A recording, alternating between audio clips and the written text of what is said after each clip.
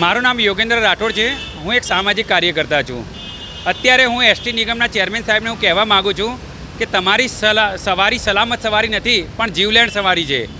તમારી ઘણી બધી બસોના ફિટનેસ સર્ટિફિકેટ એક્સપાયર થઈ ગયા છે, એના ઇન્સ્યોરન્સ એક્સપાયર થઈ ગયા છે, એની પીયુસી પણ નથી અને એક બસની અંદર 56 મુસાફરો બેઠેલા હોય છે અને બાકી ઊભેલા હોય છે।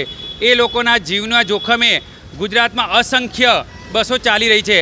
એના માટે જવાબદાર ચેરમેન સાહેબ શું કરશે? અને મોટર વ્હીકલ એક્ટની અંદર જોગવાઈ છે કે આની જે દંડ થશે એ શું ચેરમેન સાહેબ પોતાના અંગત રીતે ભરપાઈ કરશે કે એસટી નિગમ ભરપાઈ કરશે? અને આની અંદર જેલની પણ જોગવાઈ છે 3 મહિનાની। તો શું એસટી નિગમના ચેરમેન સાહેબ શું જેલમાં જશે કે કેમ એ ગુજરાત સરકાર નક્કી કરશે। અત્યારે જે તથ્ય પટેલનો જે કેસ ચાલી રહ્યો છે એ તો એક નાનો એવો શું કહેવાય કે એક આ એસટી સામે એક નાનું વાહન ગણી શકાય એને। જો જ્યારે કોઈ એસટી જ્યારે અકસ્માત થશે તો એની અંદર 56 તો ખાલી બેઠેલા હોય છે, એ સિવાય જે બીજા ઊભેલા હોય છે એ લોકોના જીવનું શું? અને ઘણી બધી એસટી બસોમાં તમે જોશો તો સીટ બેલ્ટ નથી એની સીટો વ્યવસ્થિત। આવા ઘણા બધા પ્રશ્નો છે। ચેરમેન સાહેબ શું આ બધું ધ્યાન રાખે છે? અધિકારીઓ સૂતા છે અને આ દંડ કોણ ભરશે?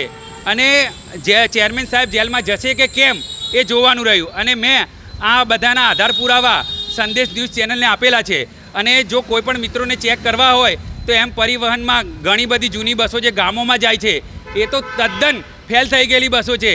એનું તમે વીમો જોશો તો વીમો નહીં મળે, તમે એનો પીયુસી જોશો તો પીયુસી નહીં મળે। એવી જીવલેણ અને ઘાતક બસો આજે ગુજરાતમાં ફરી રહી છે। ખરેખર ચેરમેન સાહેબ તમારે રાજીનામું આપી દેવું જોઈએ।